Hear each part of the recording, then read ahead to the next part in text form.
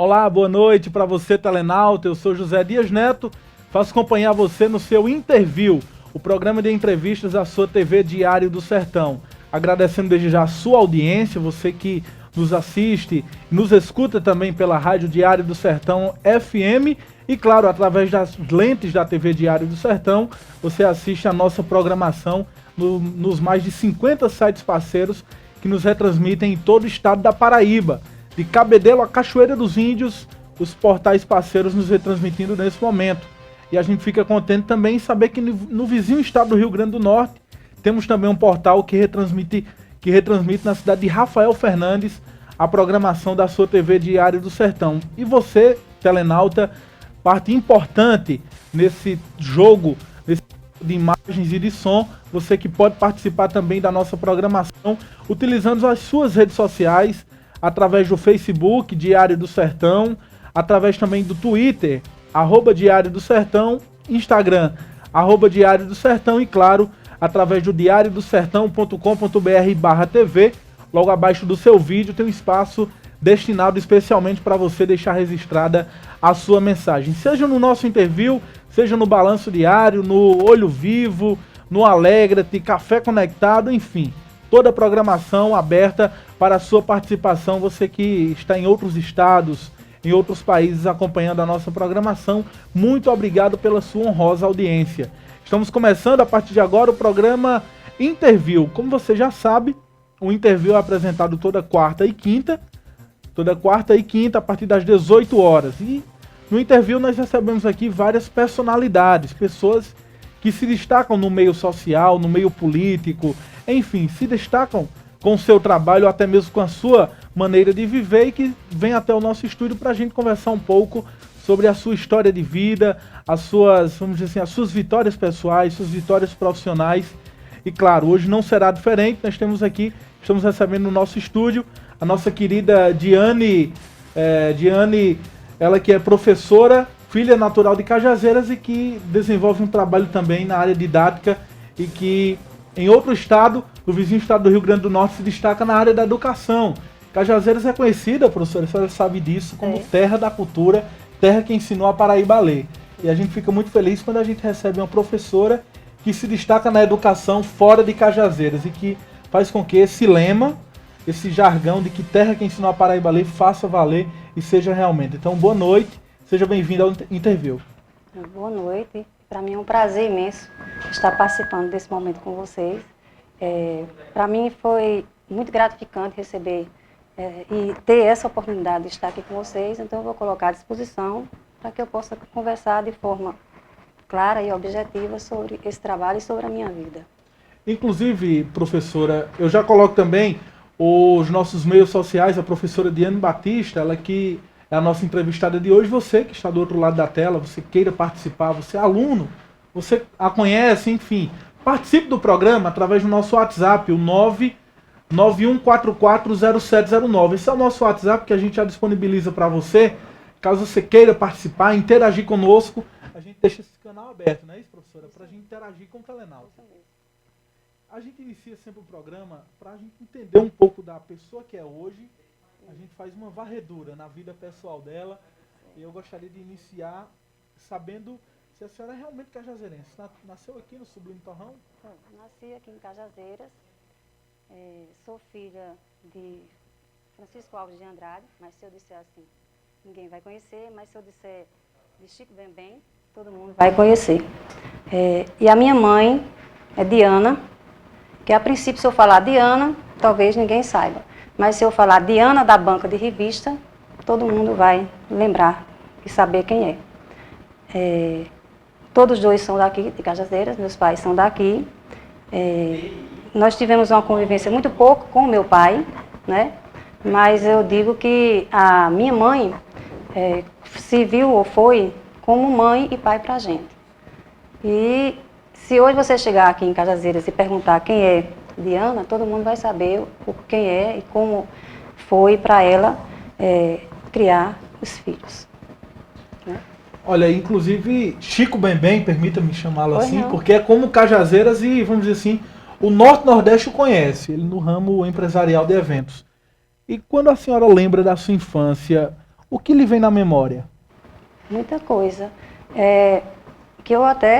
Que esse será um momento exatamente para a gente fazer essa retrospectiva, né? Eu digo assim, que meu pai, ele teve antes que eu fale da questão da infância, eu digo assim, que ele tem um legado aqui, na questão que ele foi pioneiro nas bandas, né, que se chamava conjunto na época. Eu já digo que minha mãe teve a questão do legado deixado para Cajazeiras, que ela é uma pessoa que ela deixou a questão na parte cultural com a banca de revista. Porque, vendo dentro desse contexto, muitas pessoas que antes não eram crianças tiveram a oportunidade de estar na banca, hoje são advogados, são médicos e tiveram essa oportunidade de, na sua banca de revista, fazer aquela leiturazinha no seu cantinho sentadinho, porque ela sempre deixava e dava essa oportunidade. Eu gostaria de fazer esse registro. Vindo para a questão da infância, eu digo que eu fui muito privilegiada, porque eu tive uma infância de verdade, diferente dos jovens nos dias atuais.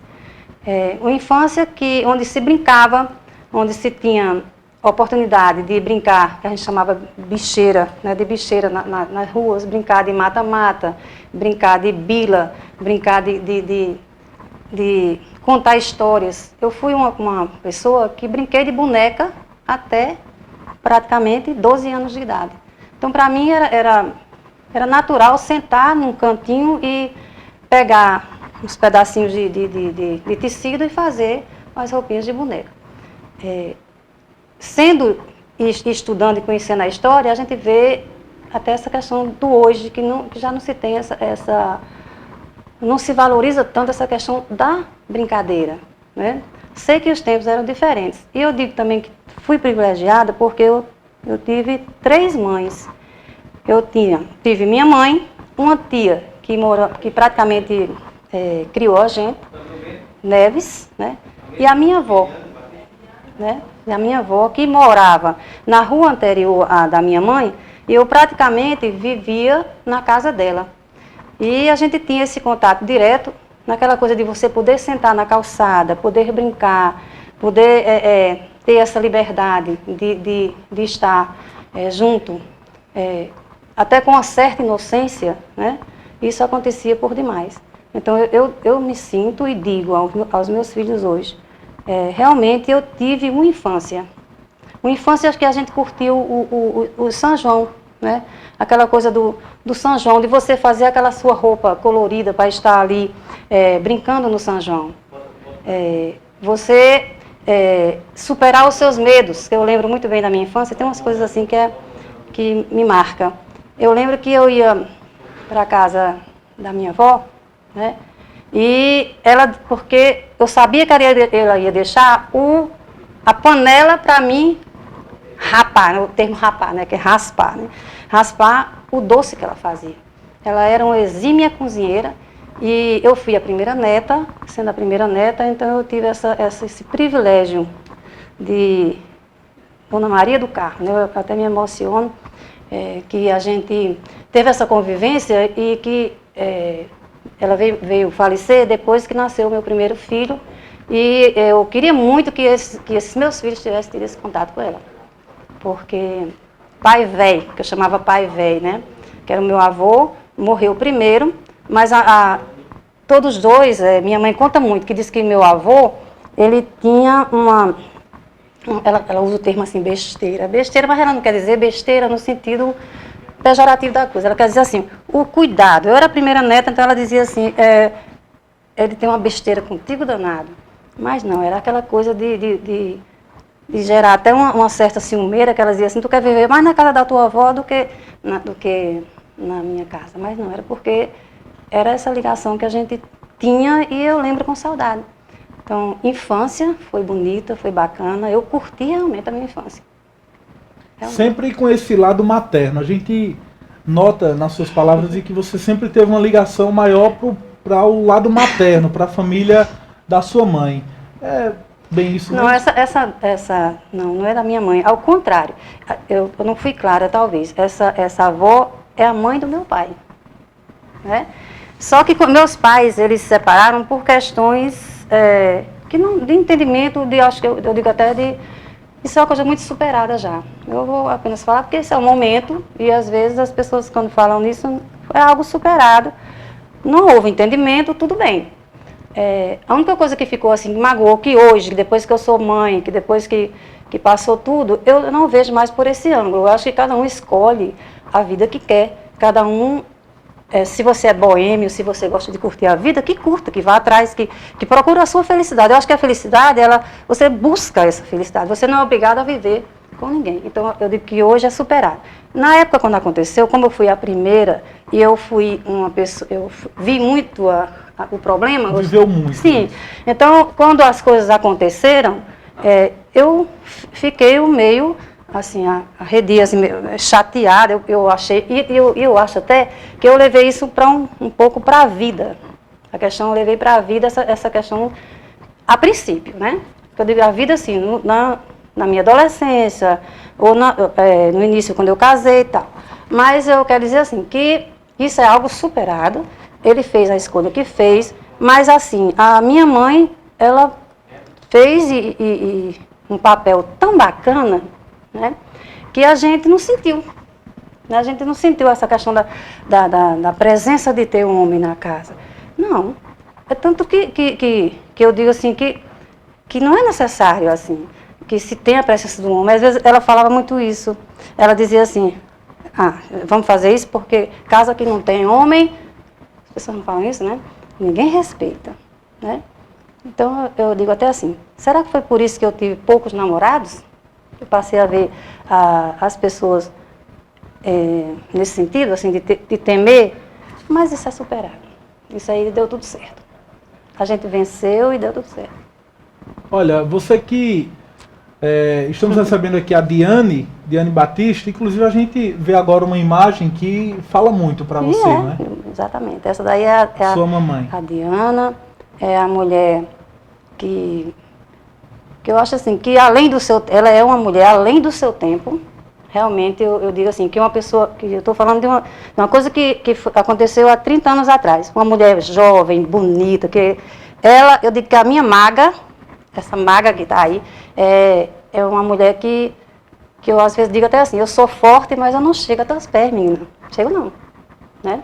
Diane, você olhando essa imagem, o que você diria à sua mãe, por exemplo, quando você relembra todos esses momentos e essa ausência suprimida do pai, que a sua mãe foi tão presente e suprimiu essa ausência do seu pai?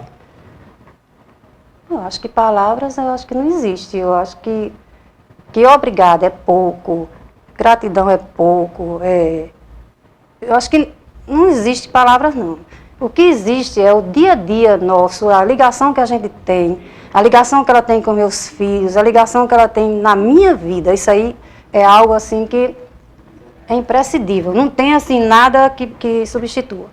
Então, assim, a gente tem uma ligação interessante tu falar nisso, porque a ligação que eu tenho com ela, eu tenho com a minha filha hoje. Porque eu brincava muito assim, eu dizia assim, rapaz, eu nasci para fazer homem, porque eu tenho 4 filhos. E de repente veio 2, e não vi menina de jeito nenhum. Aí eu digo, mas rapaz, será possível? Que eu era louca para ter uma menina desde o primeiro filho. Então era para isso mesmo, porque de repente eu queria ser, pelo menos um pouco, do que eu é difícil até falar, do que eu recebi dela. Pelo menos um pouquinho. Se eu conseguir, até agora, ser para os meus filhos um pouquinho do que minha mãe foi para mim eu já estou realizada. Diane, a sua mãe consegue ter essa mesma presença com seus filhos, por exemplo? Rapaz, tu soubesse como tem, tu nem imagina. É a vovó coruja mesmo. Olha, ela... Hoje eu trabalho por causa dela. Aí você vai dizer, essa mulher não tem marido, não? Você pode até pensar. Tenho. Mas eu digo nesse sentido, quando eu precisei, eu estou até me adiantando, eu acho que você vai fazer perguntas mais além, mas eu vou só para complementar. Quando eu precisei, fiz um concurso para trabalhar no Rio Grande, eu fui porque eu sabia que eu ia sair daqui e eu ia ter alguém que pudesse, junto com o meu marido, ficar com meus filhos, né? Só te digo isso. Então, se no primeiro momento ela foi uma mãe e um pai para mim, então hoje, se você chegar para um filho meu e perguntar a importância que a minha mãe tem na vida deles, eles também vão fazer a mesma. Ou eu vou falar mais do que eu, porque nesse momento a gente fica um pouco emocionado e às vezes você treina tanto em casa, sei lá, eu vou chegar lá e vou falar o que, tal, e a gente chega aqui, mas eu estou tentando ser a mais natural possível com você e a coisa vai fluindo. E eu acho que essa foto da senhora Diana, a sua mãe, ela fala muito do que é ela realmente. Quem conhece, o sorriso pode, fácil. compartilhar um pouco de alguns minutos na sua banca de revistas, pode ver que ela é sempre com esse sorriso aberto e conversando com todo mundo, né? É interessante. Um dia desse eu encontrei, ela teve dengue e eu fiquei uns dias na banca. Gente, eu nunca vi um negócio daquele. Chegava um, chegava outro, e aquela coisa perguntando e tal, e isso, aquilo. A preocupação do povo porque ela estava doente. E uma menina chegou e disse assim, cadê tua mãe? Eu disse, assim, eu já estava cansada de dar tanto satisfação, né? Aí ela começou a conversar e disse, interessante, Diane, às vezes eu chego aqui na banca para baixo. Ela só disse isso, para você ver o nível de pessoinha que é a minha mãe, né? Que você diz assim, essa pessoa nunca teve problema na vida. Então ela disse assim, eu chego para baixo aqui, mas só basta eu chegar aqui para sair daqui numa boa, porque ela sempre tem uma resposta, ela sempre tem uma coisa para falar, ela sempre tem uma coisa para resolver o seu problema. Muito engraçada, que é uma coisa da nossa infância que a gente ficava muito nas calçadas conversando, e ela sempre gosta assim de ver as pessoas para cima, conversando. Então, eu acho que isso é muito importante e é uma coisa que eu aprendi. Não existe dificuldade na vida. Meu amigo, existem pessoas que não buscam passar por cima dessas dificuldades. Então, para mim, nada é difícil. Pode vir, venha, rapaz. Estou enfrentando as coisas assim. Primeiro, a gente tem que ter Deus. Eu acho que a gente foi criado dentro desse sistema, dessa coisa de você dizer assim, olha, antes de tudo, existe um Deus. Então, tendo esse Deus, consequentemente, você passa por cima de tudo. Olha, nós estamos conversando com Diane Batista, ela que é filha natural de Cajazeiras e que se destaca no meio da educação. Eu já recebo algumas mensagens, Diana, aqui do pessoal. Peterson Santos, lhe abraçando. Também o Damião Alves e a nossa querida Lenilda Oliveira. Parabéns. Obrigada. Sua história de vida é comovente. Muito Continue obrigada. assim. Também a nossa querida Silvia de Souza. Parabéns pela entrevista. Em alguns momentos cheguei a me emocionar. Silvia. É isso. E a Maria Agostinho diz o seguinte... Diana, a mãe da entrevistada, é a felicidade em pessoa. Exatamente. Digo isso porque visito a sua banca de revistas. Então, tudo que você acabou de dizer aqui, o pessoal confirmando, né? Exatamente. Queria eu, assim, que um dia ela estivesse aqui, que não fosse eu que estivesse aqui, porque eu acho que não sou eu que deveria estar aqui. Porque eu acho que a grande homenageada, se vocês usam o termo, que as pessoas que vêm aqui são as pessoas que são importantes entre aspas, assim, porque eu não me acho importante, né? Apenas assim, eu acho que a gente tem que deixar uma história bacana por aqui, né? Você tem, principalmente quando você, quando tem alguém que lhe passa esses valores, né? Para que você possa deixar uma história bacana para que alguém possa lembrar de você. Tanto que eu digo assim, quando eu me for daqui, se alguém lembrar, Diane, eu tive contato com ela, era algo positivo, pelo menos algo positivo, para mim, eu acho que isso já já valeu, né? Já valeu. Diane, a gente já falou aqui sobre a importância e o papel que a sua mãe teve, vamos dizer assim, de definição para tudo que você é hoje. A gente sente, você falou aqui também de que a sua mãe cumpriu o papel de mãe e pai. Sempre foi mãe e pai ao mesmo tempo. E o seu pai, como foi essa sua infância com essa ausência do Chico Bembem? O primeiro momento, eu digo que eu tive uma convivência com o meu pai, até bem ligar, coisa assim, meio... ligada mesmo até determinada idade, né? Menina, a pouca coisa eu lembro dessa relação, mas eu acho que no primeiro momento, na primeira infância, quando começou a ter alguns problemas entre eles, de casal mesmo, eu digo, até assim, quando ele começou a sair da cidade, então a gente começou a ter um certo distanciamento. Mas como eu já disse para você, isso é algo superado, é algo assim que para mim valeu essa primeira momento de relação entre a gente. Já é um caso resolvido, acho que a minha cabeça é outra, a gente sentou depois de um determinado tempo. Depois que eu tive o meu primeiro filho, né, a gente sentou e conversou nós dois. Chorou ele sabe muito bem disso, ele lembra muito bem disso.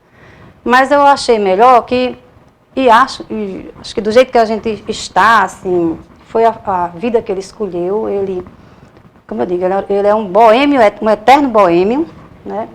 E eu fui entender isso depois de um determinado tempo, né? Então a gente, como eu já disse para você anteriormente, cada pessoa escolhe a vida que quer e a forma como você quer fazer dessa vida e ser feliz. Apenas assim, às vezes eu sinto que eu não sei se ele fez a escolha certa. Isso aí quem vai dizer é ele. Ele pode hoje estar feliz ao modo dele. E eu acho assim que a ausência também nos ajudou e nos fortaleceu mais, muito mais. Também. Eu digo assim, às vezes as ausências, né, as percas, porque tu sabes que muitas vezes é através de uma perca que você encontra algo. Né? Às vezes você, não, porque eu não vou superar, não, porque eu estou sem dinheiro, ou alguém morreu. E a gente vai buscar a coisa, vai buscar soluções. Então, eu acho que a vida é uma busca. Então, a gente não pode parar. A vida me ensinou muita coisa. Às vezes eu digo até assim, rapaz, eu acho que eu pulei da infância para a fase adulta. Porque eu tive de começar tudo muito cedo, trabalhar cedo. Teve que amadurecer antes do tempo. Eu fiz as coisas muito cedo. Precocemente. Eu digo até assim que eu fiz as coisas cedo. Comecei a trabalhar cedo, eu casei cedo. Eu brinco muito com meu filho, o mais velho. Meu filho tem 31 anos, o mais velho. Aí eu digo, rapaz, eu brinco muito, eu sou muito brincalhona, acho que você já viu, eu estou tentando levar a entrevista da forma como, se eu fosse o entrevistador, eu queria que fosse também comigo. De uma forma mais descontraída. E até da forma como eu dou aula. Eu gosto de brincar, eu danço, eu brinco, eu viro. É só a gente lembrar um pouco da Diana, né? Então, assim, eu brinco com meu filho e digo assim, olha, Itamar, filho, na tua idade, eu já tinha 2 filhos. Com 12 anos de idade, o mais velho. Então, hoje eu queria ser avó.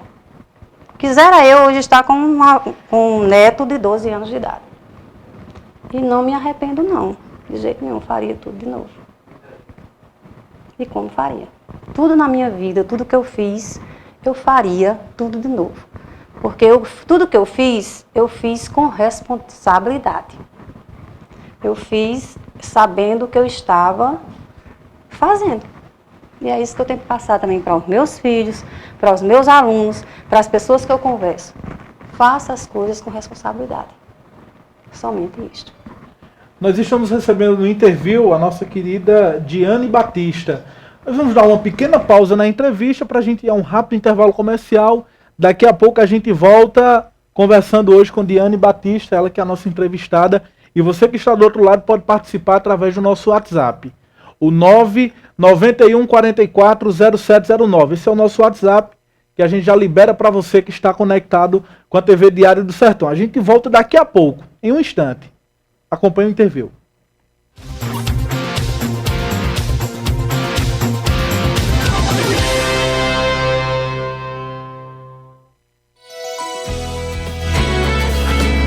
TV Diário do Sertão.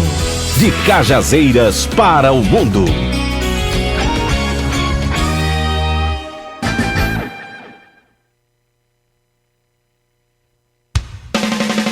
Venha conferir as novidades da Dadá Bijuterias. Brinquedos e decoração com descontos especiais de até 25% para revendedores. Dadá Bijuterias, na Praça Presidente João Pessoa e Epifânio Sobreira, no centro de Cajazeiras. E em Patos, na Rua Leôncio Vanderlei 321 Centro, em frente ao Mercado Central. Aceitamos também os cartões Visa, Master e Hiper. Venha na Dadá Bijuterias e conheça nossas novidades. Atenção, Cajazeiras e região! Na hora de fazer suas compras para utilizar ou revender, o endereço certo é em Geraldo Lira Confecções e Calçados, onde você tem a oportunidade de comprar para calçar e vestir toda a sua família com preço diretamente de fábrica. Em Geraldo Lira, o rei das confecções, não precisa você levar dinheiro, porque além de ser barato, dividimos em prestações que cabem no seu bolso. Geraldo Lira, o rei das promoções, vendendo barato, fiado e dividido.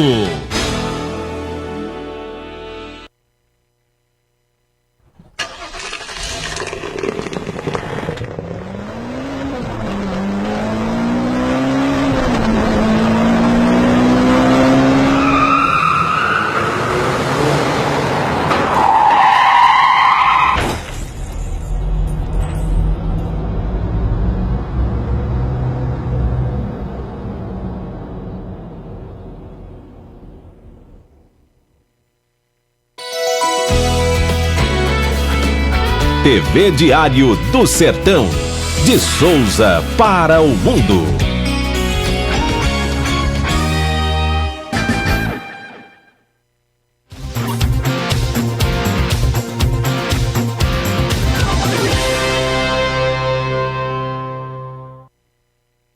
Estamos de volta com o seu Interview. Eu sou José Dias Neto e faço companhia a você até às 19 horas com o programa de entrevistas da sua TV Diário do Sertão. Hoje nós recebemos aqui a nossa querida Diane Batista, que é a nossa entrevistada. Nós já decorremos um pouco sobre a sua vida familiar, a importância da sua mãe no que ela é hoje. E agora a gente fala sobre a sua trajetória profissional, que você acabou de dizer também que a sua mãe teve papel fundamental na sua escolha profissional e pelo seu trabalho que você desenvolve hoje. Como foi essa escolha em ser professora, por exemplo? É interessante que eu digo que a minha mãe ela veio terminar os estudos já com certa idade, depois da separação, ela veio terminar o ensino médio e ela não tem uma formação universitária.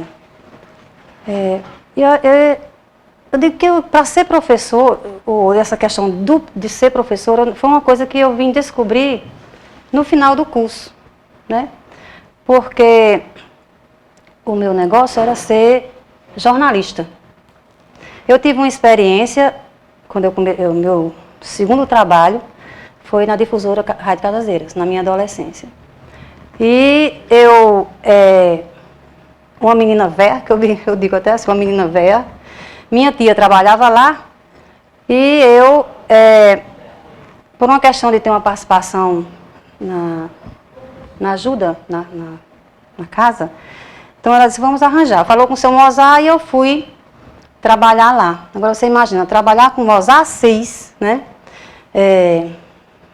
Aquela coisa que todo mundo temia, né? Eu, uma menina ainda, lembro bem que ele me chamou, aquela coisa bem séria, né? Quando eu entrei, que ele me chamou e disse, olha, aqui é assim, numa época, meu amigo, que não existia essa coisa de ser... de você fazer a área policial e outro fazer a parte de política, não. Se tivesse na redação, você teria de ir para a rua, né, fazer a entrevista. Aí eu digo, meu Deus, tímida ao extremo, né? Eu muito tímida. Olhava para ele assim, eu digo, meu Deus, como é que eu vou fazer? Mas aí eu digo, eu vou enfrentar o negócio. Eu acho que foi uma das experiências mais importantes da minha vida, porque eu tive 2 professores, eu digo professores, eu brinco muito com o Marcos Rodrigues e Ferreira Lima. Foram eles que me ensinaram a redigir, né? E foram eles que me tiraram um pouco do medo de ir para a rua, da gente... e buscar a notícia, porque você tinha de ir todo dia. Então, a princípio, eu queria ser jornalista. É tanto que o primeiro vestibular que eu fiz para jornalismo. porque eu passei esse tempo na difusora, fui convidada por Zé Antônio para trabalhar na Alto Piranhas, e lá, além de trabalhar na redação, eu fazia programa. É interessante falar disso aí. Uma menina, eu digo assim, nesse sentido, tímida, né? A questão da timidez eu tive de superar. E eu fiquei na Alto Piranhas e de lá eu fui trabalhar na prefeitura, na assessoria de imprensa. Então eu fiquei entre os dois locais e aquela coisa de ser jornalista, né? Então a questão dessa experiência na imprensa de Cajazeiras foi que me fez perder um pouquinho da timidez que tinha, não, que eu tenho. Que eu digo assim, que eu não sou tímida dentro de uma sala de aula. É interessante, eu me transformo dentro da sala. Não preciso ter papel nenhum, não preciso ter assunto nenhum. Basta você joga um tema, ali a coisa flui de uma forma impressionante, é coisa de Deus mesmo. E foi daí, depois que eu casei, que eu digo que eu casei, no mesmo ano eu passei para fazer História, que a paixão da minha vida é História. Já existia esse sonho? Não. Eu estou dizendo para você. Só foi descobrindo? Foi, eu estou dizendo para você. Eu fui fazer História porque eu não gostava de matemática, química, física. Então, consequentemente, é aquela coisa, né? Consequentemente, o que eu gostava era Geografia, História e Ciências. Então, sendo assim, eu fui fazer História. Quando eu comecei a ver História, eu digo até nesse sentido, eu fui fazer História, a gente pegou aquela velha guarda da UF, que antes era o UFPB. Zé Antônio, Chagas Amaro, João de Deus Quirino e etc. Para mim, de repente, eu vou esquecer alguém. Mas aí era aquele pessoal da velha guarda mesmo. E eu fui fazendo e fui continuando, né? Mas aí eu digo, como é que eu vou estar ou me atar, né, numa sala de aula com essa timidez toda? Aí é daí que quando eu fui fazer, no final do curso, que eu fui fazer a parte de preparação de curso e tal, que eu entrei numa sala de aula, eu digo, aqui é meu canto. Porque eu acho que ninguém é dono da verdade, né? Nenhum professor sabe tudo. A gente, numa sala de aula, a gente está aprendendo. Então, ser professor é um aprendizado diário. Para você dar aula, se você for um professor de responsabilidade, você tem de se preparar, você tem de estudar. E principalmente numa aula de história. Você sabe que você, de repente, eu estou aqui na Segunda Guerra Mundial, a gente está aqui falando sobre a Segunda Guerra Mundial, mas de repente eu vou incluir nessa Segunda Guerra Mundial, eu vou falar de nazismo, vou falar de fascismo, vou falar de consequências de guerra, vou falar como neoliberalismo. Eu vou falar disso tudo. Então, sendo dessa forma, gente, de repente, a aula não dá, 2 aulas não tem condição. Porque aí você vai ter de trabalhar. Quem foi? Quem foi a pessoa? Quem foi quem foi Hitler? Né? Por quê? Aí a gente já vem para os dias atuais. Por que continua ainda esse mesmo endeusamento, esses grupos nazistas nos dias atuais? Então, foi assim que eu tenho uma prática que eu não sei, que eu digo que é minha, eu não quero saber, não foi pensador fulano, não foi não sei quem, que eu sempre, e que a experiência que eu já tenho, interessante, já era para mim estar me aposentando. Porque eu tenho 26 anos de trabalho, só em sala de aula. Eu não me aposentei há 1 ano atrás porque eu tive um filho prematuro e eu tive de acompanhar os primeiros anos de vida dele e eu pedi 2 anos de licença sem vencimento. Mas já era para mim estar nesse processo de aposentadoria. Então, é nesse sentido que eu digo assim, que a gente, quando está numa sala de aula e tem aquela responsabilidade com essa sala de aula e faz o que a gente gosta, então é muito interessante. Então a história surgiu na minha vida, ou ser professor na minha vida, surgiu não porque eu quisesse, porque eu queria ser jornalista. Eu até brinquei quando o menino Peterson conversou comigo e falou na questão da entrevista, aí eu disse a ele, rapaz, eu vou me sentir um pouquinho incomodada, porque o bom é a situação tua, que estás aí, né? Aquela coisa do perguntar, né? A questão da resposta, a gente tem de pensar, de medir as palavras, o que vai falar. Às vezes o nervosismo deixa, a cabeça não funciona e tal, mas aí a gente tenta. Né? A senhora tocou em um ponto, vamos dizer assim, contemporâneo, porque nós sabemos que ainda existe ainda no mundo um endeusamento da figura de Hitler. Infelizmente. Por exemplo, no Brasil nós temos alguns seguidores de Hitler, algumas cidades no Brasil que o homenageiam, por exemplo, e algo que a gente pode trazer para a nossa realidade a nível nacional. Figuras da ditadura militar que são homenageados, por exemplo, com escola, leva nome de rua, nome de cidades até, nome de escola, enfim, praças. Como é que a senhora vê, por exemplo, esse endeusamento de figuras que deveriam, no mínimo, ser esquecidas da humanidade? A gente sabe que isso não é certo, né? Mas o Brasil, ele tem uma característica da questão do mito, né? De mitificar, né? De pegar uma determinada figura e trabalhar em cima dessa figura e transformar essa figura num mito. Então, naquele momento, ele é realmente endeusado, ele é realmente visto como um mito. A gente vê a questão do próprio Tiradentes, que foi trabalhada a figura dele, até a própria fisionomia de Tiradentes foi trabalhada para se parecer com Jesus Cristo, né? Na questão da Primeira República. E é uma característica do homem em si. Para você ter uma ideia, eu vou até assim, voltar um pouquinho além do tempo. Eu acho assim, que o ser humano ele tem a necessidade de alguém mandar nele, de alguém ter uma autoridade diante ou com ele, né? Porque quando a gente começa a ver os primeiros tempos, né, o surgimento do Estado, o Estado que eu estou falando relativo à questão de poder, né? O homem sentiu a necessidade de ter alguém para ali, eu vou usar um termo gerenciar que não é, né, que seria comandar, né, a princípio com as tribos, aí depois vão surgir as figuras dos reis, aí a monarquia acaba, o absolutismo acaba, aí vai surgir a questão das repúblicas, né? Aí vem ditadura, aí vem as várias formas de governo, né?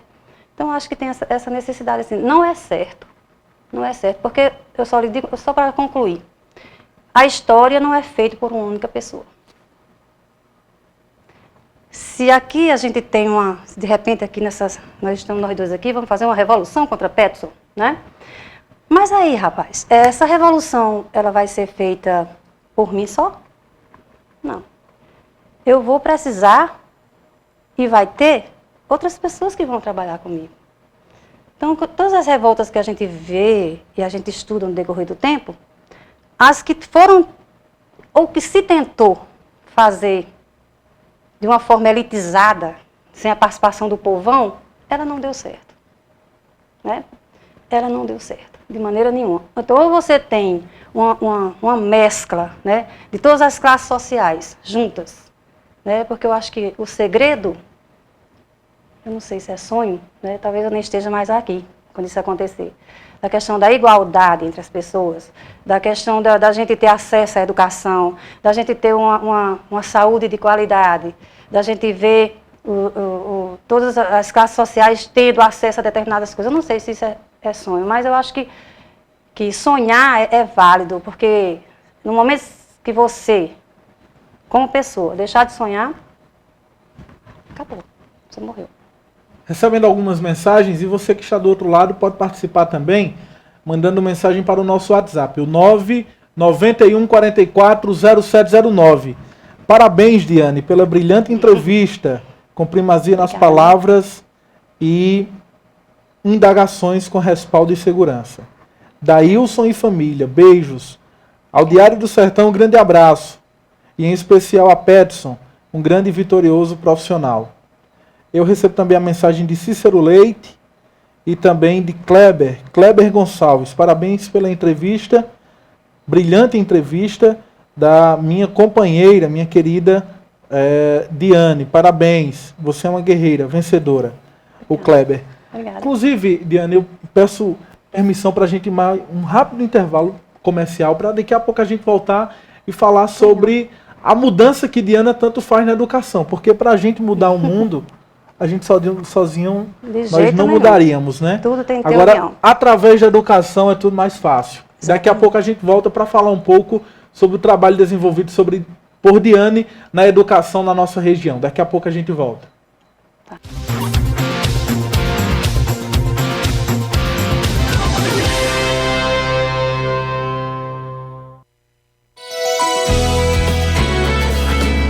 TV Diário do Sertão. De Cajazeiras para o mundo.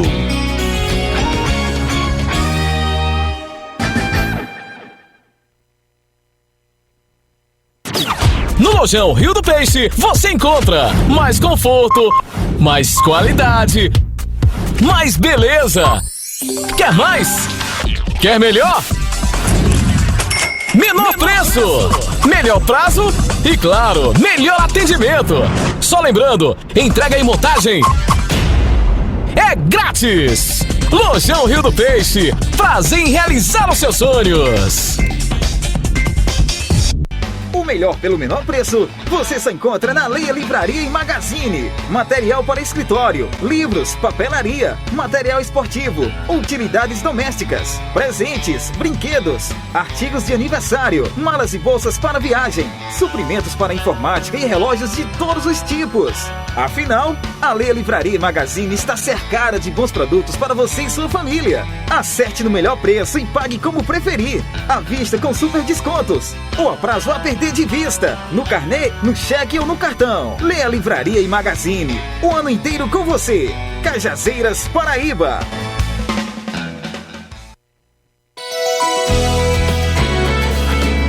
TV Diário do Sertão.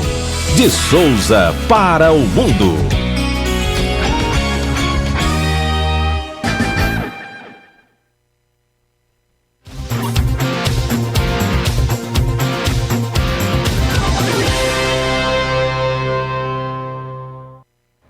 Estamos de volta com o seu Interview. Eu sou José Dias Neto e faço companhia a você no programa de entrevistas da TV Diário do Sertão, que hoje recebe Diane Batista, professora cajazeirense, que está batendo um papo conosco. E claro, você que está do outro lado pode interagir, mandando áudio, vídeo, foto, enfim, mandando a sua mensagem através do nosso WhatsApp, o 991 44 0709.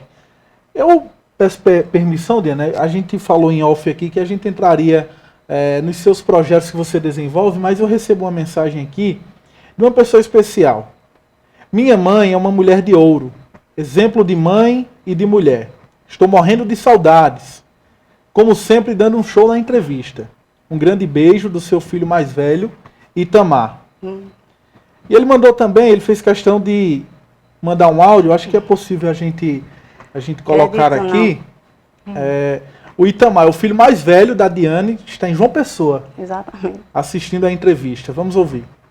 Minha mãe, mulher de ouro, exemplo de mãe e de mulher. Como sempre, dando show na entrevista. Morrendo de saudade, mãe. Um grande beijo do seu filho mais velho, Itamar Filho. Ele gosta dessas coisas, viu? Ele... Bom, isso aí é um dos, né? Que eu digo que... Às vezes eu chego para alguém e alguém diz, tu tem quantos filhos? Aí eu digo, 4. Aí o pessoal diz, 4, né? Porque acho assim, num tempo como hoje, né? Que as pessoas geralmente é um filho, 2. Tudo resumido. Né? A gente vê aquela questão toda, mas aí as coisas aconteceram, mas eu acho que foram a coisa mais certa que eu fiz na minha vida. Faria tudo de novo, rapaz. E esse rapazinho que está aí, esse filho mais velho, foi o primeiro de todos, de todas essas bênçãos que vieram na minha vida, porque eu acho que filho é bênção. Filho é um pedaço da gente que a gente deixa aqui. E às vezes eu brincava, com as minhas amigas, eu dizia, rapaz, se eu não casar, se eu não tiver filho, eu vou fazer uma produção independente, mas eu nasci para ser mãe, né? E eu, às vezes, até brinco com eles, eu digo assim, gente, meninos, que às vezes eu digo assim, meninos, olha, eu sabia que vocês iam vir antes mesmo de vocês virem. Aí, eles, que é, mãe? Eu digo, não, porque eu estava na porta, passou um cabra, pediu para olhar a minha mão, mas isso aí foi verdade. E eu não sei por que aquele rapaz parou e disse assim, moça, deixa eu olhar a sua mãe. Eu nunca tinha essa coisa de mostrar a ele, você vai ter uma família numerosa, você vai ter 4 filhos. E às vezes, assim, em sala de aula mesmo, quando a gente fala, a gente trabalha superstições, essas questões de lendas, essas questões e vai lá para a Idade Média, como as pessoas viam essa coisa de quem tinha esses dons e eram queimados vivos e toda história, eu termino falando da minha vida e sempre volto para a questão de história, não tem jeito, né? Mas Como aí, boa historiadora que é. Mas aí eu vejo e brinco até dessa questão aí da coisa. Mas eu quero agradecer a você, Itamar Filho. Você sabe que a gente, nós 4, né, aliás, nós 5, né, junto com o seu pai, né, a gente tem uma ligação que poucas pessoas têm. Essa ligação minha com vocês, às vezes eu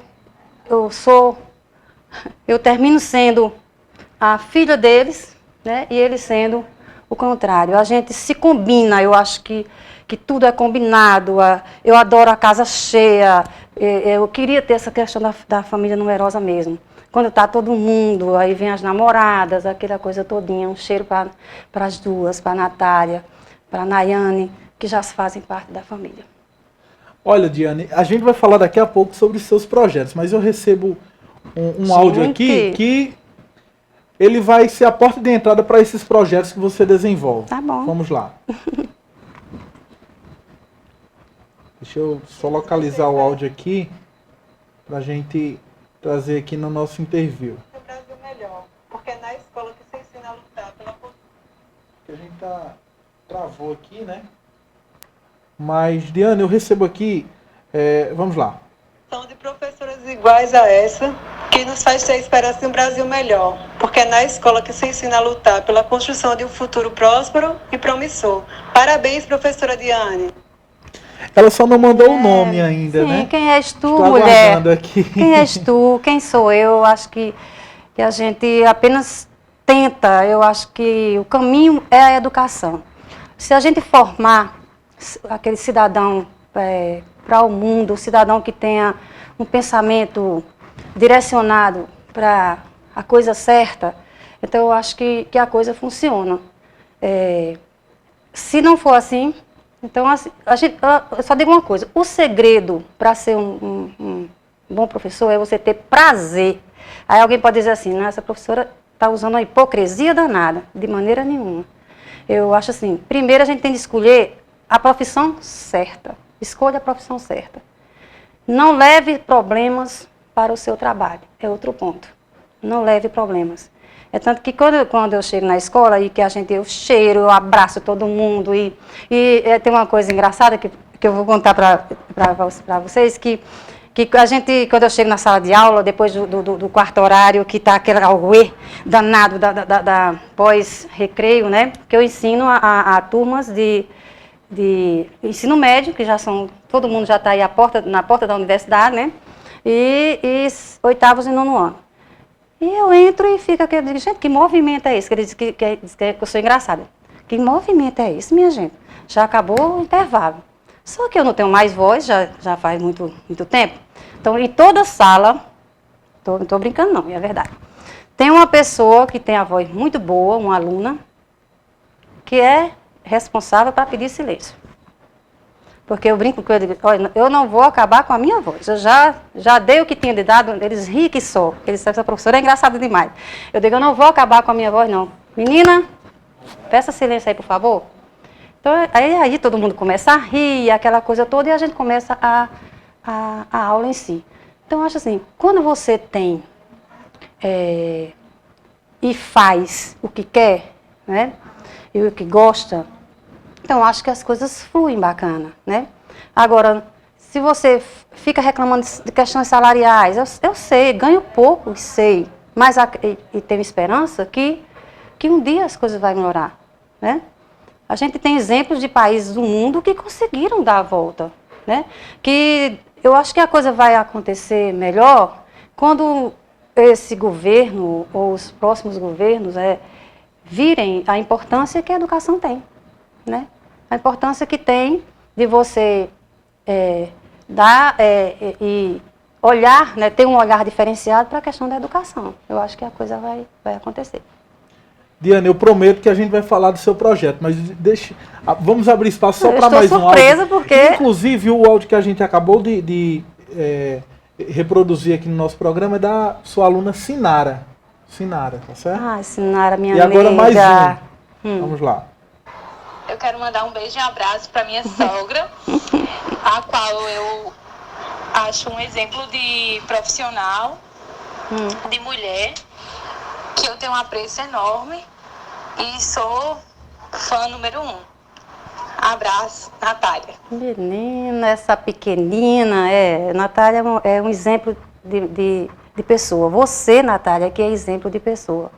Você que supera tudo, você que quando quer conseguir algo, você consegue, você que tem Deus, um Deus assim, no coração, assim, um coração maravilhoso. Eu gosto muito de tu, viu? Tu sabes disso. Recebendo também a mensagem da sua cunhada, boa noite para todos vocês, a Fátima Leite Rolim, ela, na sua mensagem aqui, exaltando esse seu fazer educação como... vamos dizer assim, como Paulo Freire diz aqui, ela diz, ainda é possível sonhar, apesar de tudo. Ela registrando também a Fátima Leite Rolim, sua cunhada. A Fátima é outra pessoa maravilhosa, eu acho que eu aprendi muito com Fátima também. É uma mulher excepcional, que tudo que ela pensa em fazer, ela faz. Uma mulher que dá um exemplo para a família, um exemplo para os filhos, de uma forma que a gente aprende também com ela. Muito obrigada. Nós estamos decorrendo sobre vários assuntos e agora a gente parte para essa sua, vamos dizer assim, essa sua vocação, seu sacerdócio, que é ser educadora, historiadora. E eu gostaria de saber sobre esses projetos diferentes que você envolve a educação, saindo da sala de aula, saindo do quadro, do livro, do caderno, do lápis e indo expandindo para o mundo, mostrando ao aluno que a educação não é só na sala de aula e é fora da sala de aula também que se faz educação. Olha, desde cedo eu achava até que era coisa da minha cabeça, assim, que eu digo, será que eu estou fazendo a coisa certa? Antes desse advento das novas tecnologias, dos computadores, dos celulares, enfim... Eu já fazia um trabalho em sala que eu tentava, assim, colocar o aluno para pensar. A gente usava muito biblioteca, vamos pesquisar, vamos buscar, vamos ver como é que a coisa funciona, não vamos parar nessas coisas, né? É só isso, que eu acho que o segredo é você colocar o aluno para buscar, não é dar aquela coisa mastigada. Você sabe que houve uma época que em sala de aula a gente... havia uma preocupação na questão da decoreba. Não se tem condição de trabalhar a decoreba. Você dá um questionário. Então, eu nunca gostei dessa coisa assim, escrever muito. Eu sempre gostei de textos, trazer textos, trabalhar com análise crítica. A minha questão era sempre teve essa preocupação, isso há mais de 20 anos atrás. Era colocar o aluno para pensar e ver, isso está certo? Vamos lá, gente, vamos fazer uns questionamentos, vamos aqui, ver aqui, vamos ver fazer uma pergunta principal. Vamos começar a aula assim. Qual é a sua perspectiva de vida? Olha, se eu chegar na sala e fazer uma pergunta dessa, a gente passa uma aula inteira só nisso aí. Verdade. Porque a gente vai ver que algumas pessoas não têm perspectiva. Então, não existe perspectiva. Então, é nesse sentido que eu acho que o professor ele tem de fazer essa parte da questão da autocrítica. Então, quando veio mais atualmente, né, essa coisa de nós temos acesso, hoje o aluno tem acesso a tudo. E a gente tem um grande problema, os celulares em sala de aula. Que poderiam ser um grande aliado. Sim, né? Mas aí eu estou dizendo, é problema, porém a gente tem que ter esse jogo de cintura para ele se tornar um aliado, né? Exato. Então é daí que eu digo que vem a questão do jogo de cintura, né? De você utilizar esse celular para pesquisa em sala. E eu comecei a ver também que a gente podia sair da sala, fazer esses trabalhos fora da sala. E a gente já vê algumas imagens que comprovam, né? Exatamente. Bom, esse daí é um trabalho que a gente desenvolveu agora, há pouco tempo, acho que faz um mês. Ele é o mais novinho de todos que estão aí. Onde a gente fez um trabalho, tudo começou vendo a questão da higiene, ou da falta de higiene, né? Entre o século XV e XVIII. É que as pessoas não tinham nenhuma noção de higiene. Não tinham nenhum acesso à questão de higiene. A gente trabalhou a peste negra com essas pessoas também. E com esses alunos, aliás. Então, foi que a gente pensou.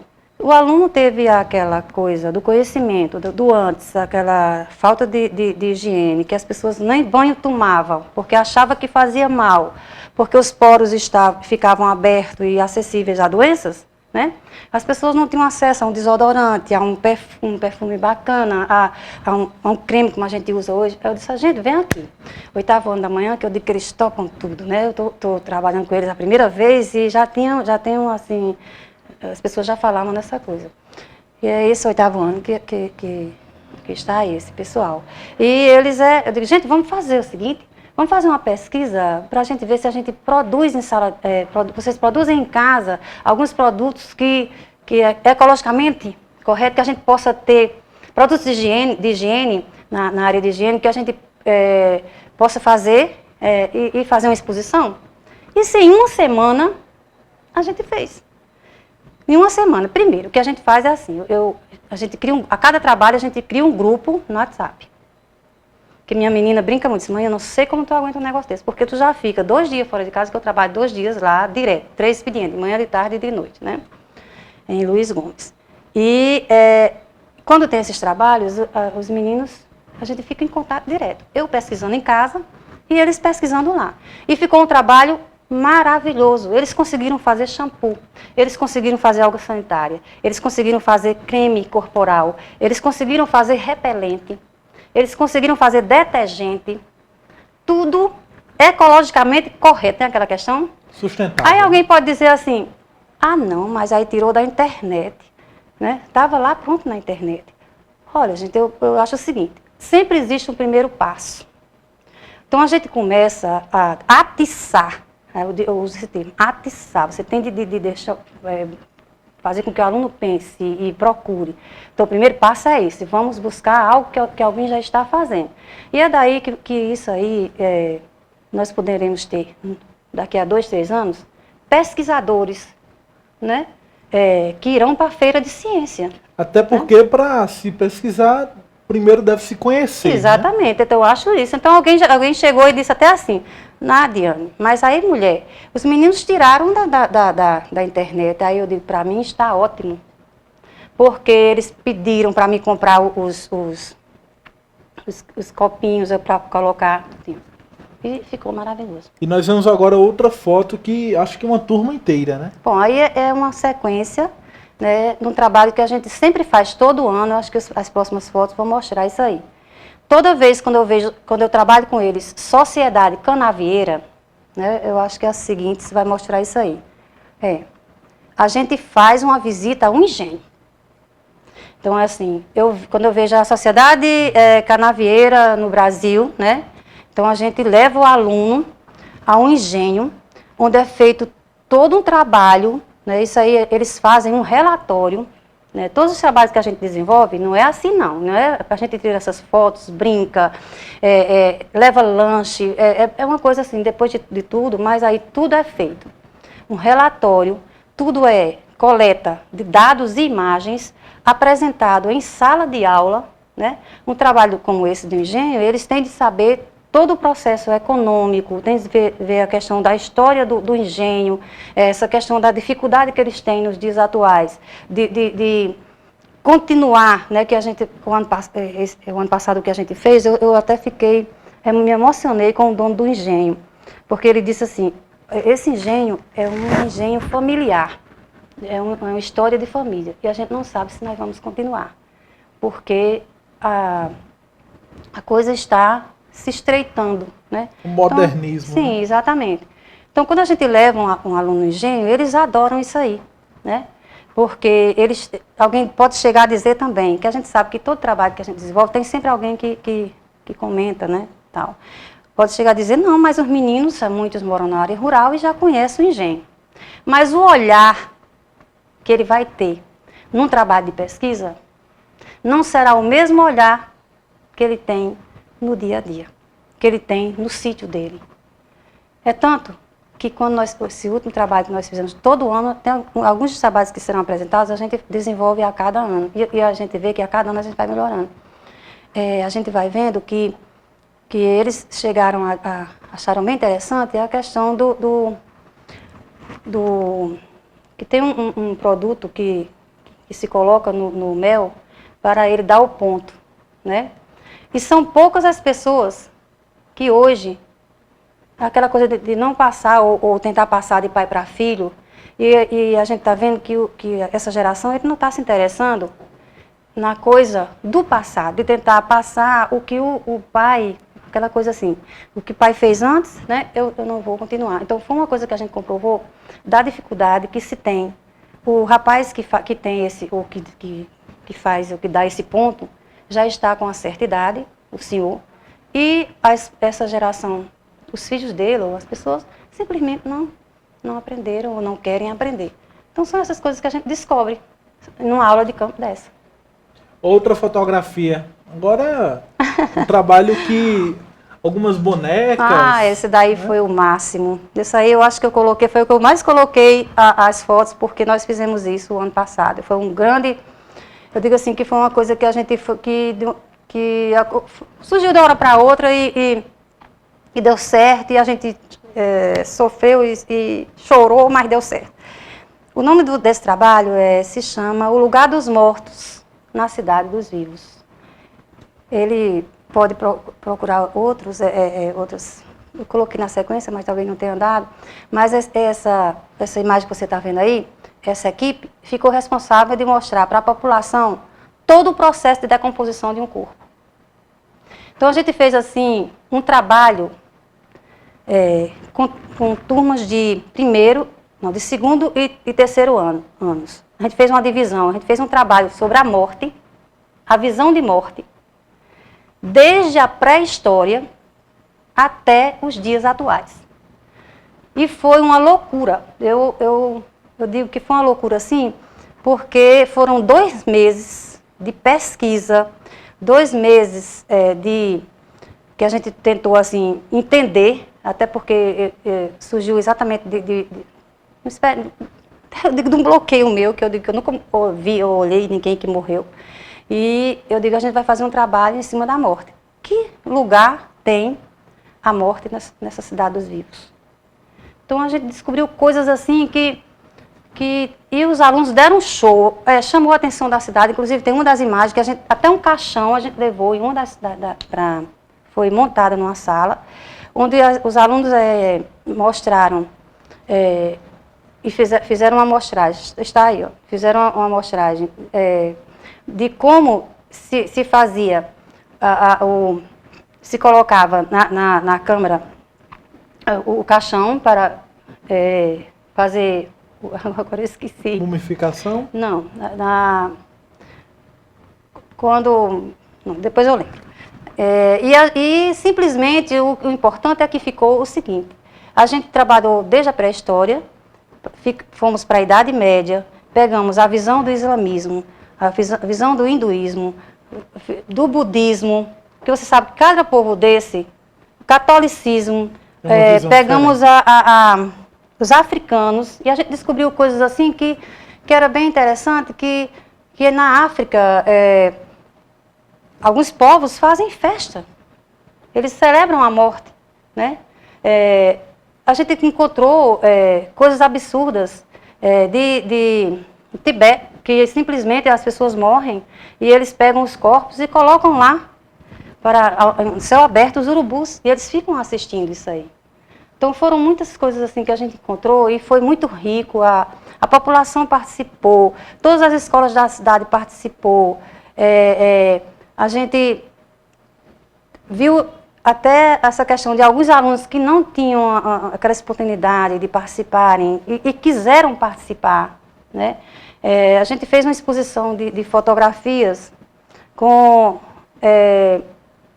pessoas mortas, que você sabe que houve um tempo que tinha esse hábito de você pegar o morto, né, a pessoa morta, e fotografar. Como se estivesse viva, né? Exatamente. Eles faziam ao lado de familiares, ao lado por exemplo, exatamente. Né? Pronto, e a gente fez essa descoberta também. Outra coisa que a gente descobriu, quando a gente trabalhou aquela questão dos sacrifícios humanos, que a gente também fez essa pesquisa dos maias, astecas e tal.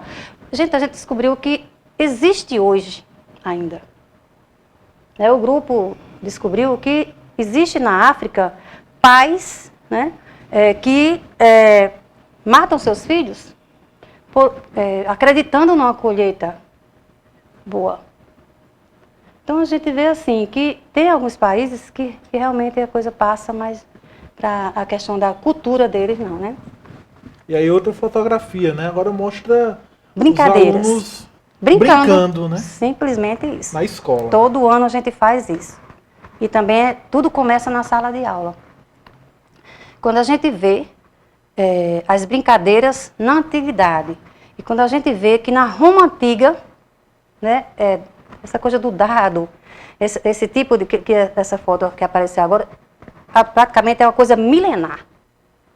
Então a gente tentou a gente faz todos os anos um trabalho com uma turma, onde pela manhã e à tarde se faz um estudo de algumas brincadeiras antigas primeiro, né, onde eles vão expor, e toda a escola brinca como criança.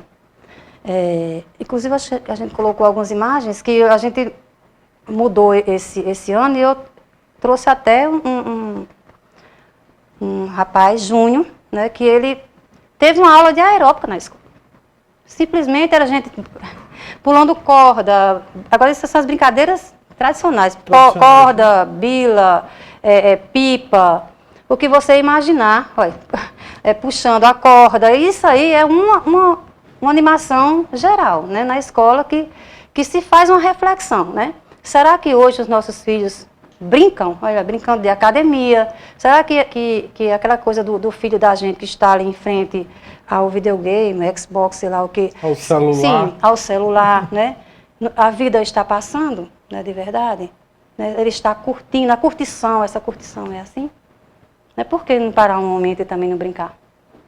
Então a gente tem essa... A senhora acha que a família tem um papel fundamental também nesse processo de, vamos dizer assim, de resgate de, por exemplo, brincadeiras, até mesmo valores que o pai e a mãe tiveram, mas que não passam para o filho? Olha, em tudo a família é a base. Eu acho que reflete em tudo. É tanto que, às vezes, alguns comportamentos de alunos que nós temos em sala é exatamente o que ele vê em casa. Se nós temos um aluno que é pornográfico, usa as palavras que não deveria usar na sala, vai ver que ele está ouvindo isso em casa, né? Nós temos história de alunos que têm questões relativas ao alcoolismo, relativas a drogas. Então, isso vai refletir. Só que muitas vezes o que acontece é que se dá ou se deixa, a escola é que sempre é quem deve educar. De maneira nenhuma. Acho que a coisa vem de casa. Né? Tudo é a base, é a família. A criança passa muito mais tempo em casa do que na escola. Exatamente. Então, e a gente nota também que muitas vezes tem alguns alunos que gostam de estar na escola. Aquele aluno que gosta de estar de manhã, de tarde, de noite. Então, alguma coisa está errada. Talvez seja talvez não tenha um ambiente em casa. São alunos carentes. E eu digo essa carência não só questão financeira, mas uma carência de um afago, de uma conversa. Então, esse aí é o papel do professor também. Nós temos algumas outras imagens para a gente falar sobre o projeto que a professora Diane Batista desenvolve no vizinho estado do Rio Grande do Norte. Esse aí fala muito bem disso, que é a tradição nordestina, não é isso? Exatamente. Essa foto, ela ainda é do dos rituais, que a gente dá o termo rituais fúnebres.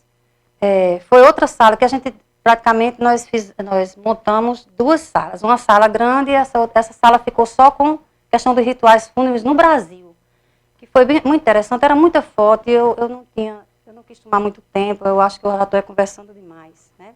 Mas aí essa parte ali ficou a foto anterior falava do Brasil, que seria os rituais fúnebres no Brasil. Só para dizer, você sabe que as igrejas, muitas dos mortos, eles eram sepultados na igreja. E quando não cabia, era nas paredes das igrejas, né? Isso aí para eles foi o máximo, né? Quando eles descobriram isso aí. Então isso para mim é muito gratificante. Toda vez quando eu digo assim, olha, foi assim. O interessante é que esse trabalho, ele foi feito todo com maquete. As maquetes perfeitas, né, que eles fizeram, né? Todos em maquete. A população foi crescendo e não coube mais. Exatamente. Sepultar as pessoas na igreja. E aí já é outra fotografia que já é uma visita, né? Foi uma visita que a gente fez à barragem de Apodi, né?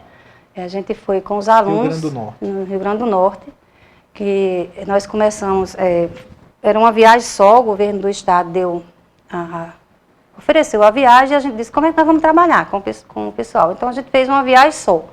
Nós fomos aos Lajedos de Soledad, que fica em Apodi, que tem pinturas rupestres, né, que é bem interessante. E junto desses lajedos tem uma estação de água mineral.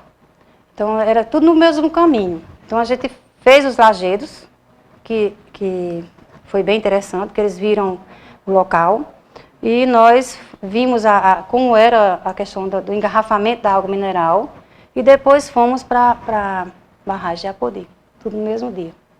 Então uma viagem que deixa muito desse papel da importância da escola além sala de aula, né? Além caderno, além livro, além lápis. Agora sempre frisando, todas essas aulas de campo, elas são, a gente senta, a gente planeja, né?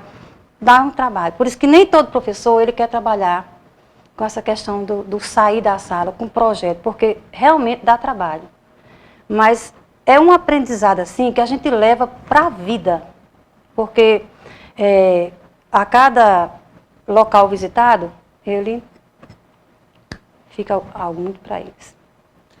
Vamos dar uma pequena pausa novamente no programa Interview, para daqui a pouco a gente voltar. Nós vamos a um rápido intervalo comercial. Já já a gente volta.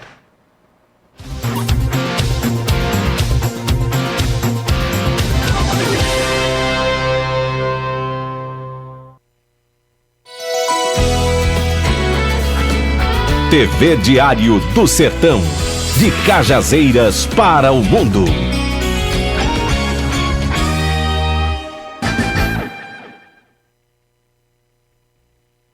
Buscando melhor qualidade de ensino, o Colégio Nossa Senhora do Carmo vem crescendo com Cajazeiras. Duplicou suas instalações com área de recreação e alimentação, inclusive com climatização de todas as salas. Se equipou com mais alto padrão tecnológico e mantém uma das melhores equipes de professores do Nordeste, sendo hoje uma das escolas que mais aprovam alunos para o Enem. Colégio Nossa Senhora do Carmo, segurança para os alunos e professores e tranquilidade para os pais. Colégio Nossa Senhora do Carmo, excelência na arte de ensinar. Mega Engenharia, construções e terraplanagens, implantação de loteamentos, construção de açudes, locação de máquinas,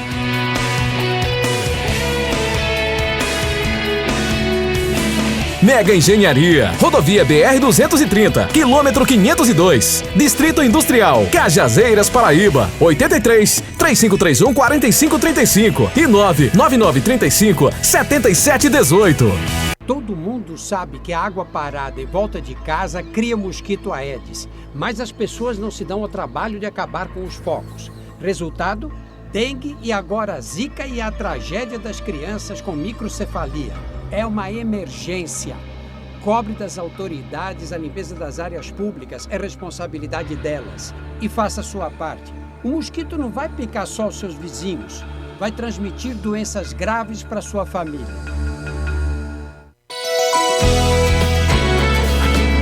TV Diário do Sertão. De Souza para o mundo.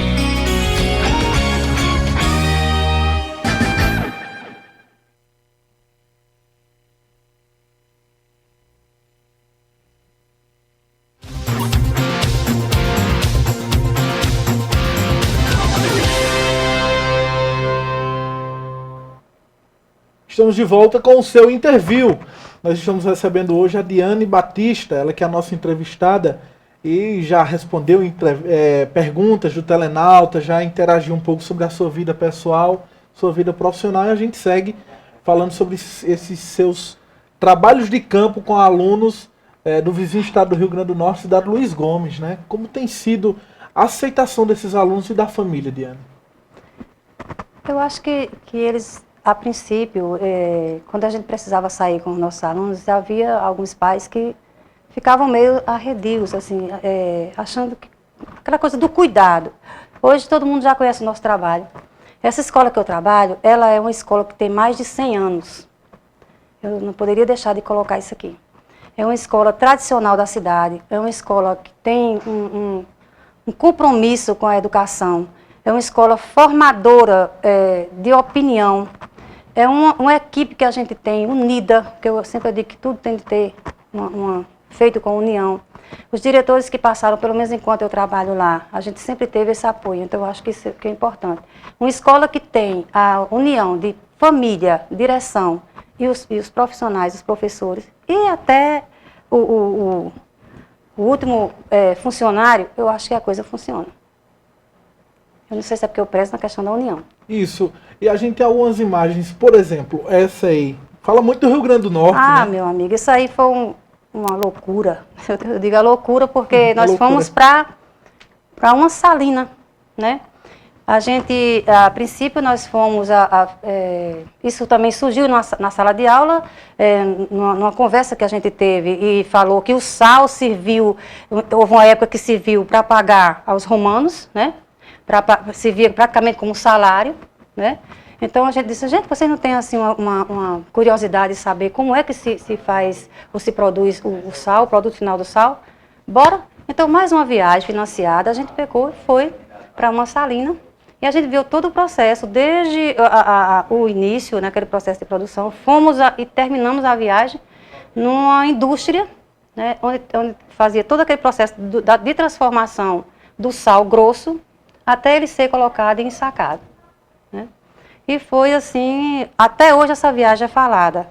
Até hoje a gente encontra acho que faz uns 3 a 4 anos que nós fomos e a gente encontra alunos que relembram não só a questão da viagem em si, porque toda viagem é muito bom, até a questão do entrosamento, a gente conhece os nossos alunos, mas também a questão do conhecimento, né? A gente ultrapassou um pouco do horário, até porque o programa hoje foi especial, uma aula de história, uma aula de educação no nosso interview. Mas a produção me passa uma pergunta, Diane, e eu não deixaria de perguntar a você isso. Você é uma mulher futurista, sempre foi. Pelo pouco que eu soube, pelo pouco que eu ouvi, eu vi que você é uma mulher futurista, tanto na educação como na sua vida pessoal. E nós temos visto no Brasil vamos dizer assim, uma decadência da nossa classe política. Nos últimos anos a gente tem visto muito isso. E há 2 anos a gente vem ultrapassando uma crise político-econômica. Que a crise econômica no Brasil ela é fruto de uma crise política. E como é que Diane vê essa questão política no Brasil? Por exemplo, a gente tem uma presidente que foi eleita e que está afastada do cargo. Um governo temporário, um governo Michel Temer que não foi, vamos dizer assim, eleito legitimamente pelo povo brasileiro. Como é que você dá para assimilar? É muita história para uma historiadora só. Só digo uma coisa, eu acho que você usou muito o termo crise política. Eu acho que a própria história do Brasil, a história que nós temos, política e econômica, desde a época da monarquia, depois nos tornamos uma república, tivemos um sistema de coronelismo e tal. Então, assim, eu acho que esse momento que nós estamos vivendo é apenas uma consequência de tudo que vem anteriormente, né? Então, assim, se nós tivéssemos políticos sérios, talvez nós não estivéssemos passando por isso. Porque eu não vou dizer que a culpa é de fulano, porque se fosse para a gente fazer uma análise mais profunda de toda essa questão da crise, a gente ia ver que a questão não é atual, a coisa vem de muito tempo, né? É tanto que quando nós trabalhamos em sala, a questão de impeachment, a questão de como era antes, a questão de colo, a questão de não sei o quê, então a gente começa a ver que a gente já passou por problemas piores. Na própria época de José Sarney, quando a gente ia no supermercado hoje, chegava, hoje não era nem hoje, chegava agora, você comprava um quilo de arroz de um preço, daqui a 1 hora você tinha de vir novamente, aliás, se viesse novamente, você compraria um preço mais elevado, né? Então, o que está acontecendo no nosso país, o que está precisando seria uma renovação da classe política brasileira. Então, se fosse para a gente fazer uma análise profunda, nós teríamos de praticamente fazer uma nova eleição, baixar um santo, dizer todo mundo agora vai ter um pensamento diferenciado de pensar no povo propriamente, porque infelizmente o político, de uma forma geral, ele não pensa no brasileiro, ele não quer um cidadão esclarecido, ele não quer um cidadão que tenha um acesso à educação, ele não quer que você tenha a sua casa própria, porque ele quer chegar no palanque e quer prometer isso para você, né? Então, analise dessa forma. Agora, que eu tenho esperança, sim, que isso possa acontecer. Só que a própria história do nosso país, isso vai ser difícil acontecer e pode acontecer no futuro se houver uma concordância ou uma diferenciação de pensamento a nível mundial. Que o político possa pensar de uma forma diferenciada. Porque quando a gente volta na história do Brasil, que a gente vê que desde as câmaras municipais, nos governos gerais, já se escolhia pessoas para serem participantes das câmaras municipais, pessoas que tinham e que faziam parte de uma classe econômica financeiramente melhor, então a gente faz uma análise e vê que a coisa sempre veio de cima para baixo. Quando se começar a ver que aquele que está lá na classe baixa tem também condição de fazer uma renovação, de fazer uma diferença, eu acho que a coisa pode até que se melhore. Porque, por exemplo, o Eduardo Cunha está afastado da presidência da Câmara dos Deputados, mas, por exemplo, ele continua com as suas manobras e manda realmente nas votações da Câmara dos Deputados. Por exemplo, a reforma política não seria uma solução? Uma reforma política que realmente seguisse os anseios da população e não dos próprios deputados? Mas tu acredita que isso possa acontecer? Agora eu vou perguntar para você.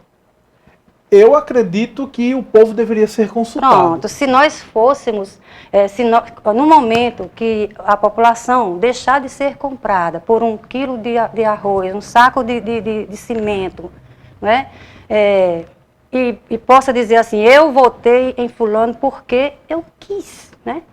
Eu acho que a coisa pode até ser diferente. Mas não adianta, se de repente eu recebi um total de telha de fulano e ele está no poder, eu vou poder, eu vou ter força para chegar para essa pessoa e dizer assim, faça assim ou assado? Eu não vou. A senhora, como professora, concorda comigo do meu pensamento de que através da educação nós poderíamos mudar essa mentalidade? Sim, e é isso que eu faço. A senhora faz isso. A senhora concorda comigo, por exemplo, que enquanto a senhora faz um trabalho diferencial, 100, 1000, talvez, não fazem, e essa grande massa da população não tem acesso à informação que a senhora tanto passa para esses alunos. Sim, então é uma grande massa, infelizmente, né? Infelizmente, mas eu acho que nada é difícil. Eu acho que se nós professores nos unirmos e vermos o poder que a gente tem, né, para a gente fazer esse trabalho, eu acho que a coisa pode ser diferente. Eu acredito, eu sou uma pessoa assim, que eu acredito... Esperançosa. Sim, eu sou pra cima, eu gosto de coisa que você vá, lute, busque, porque nada na vida é difícil. Enquanto nós estivermos aqui vivos, e principalmente com saúde, que eu acho que o importante na vida não é nada, não é dinheiro, nem nada. Quando eu era pequena, meu sonho de consumo era ter uma casinha de taipa, né? Eu acho interessante, eu nunca esqueci isso aí, porque eu acho que bens materiais não é importante para ninguém.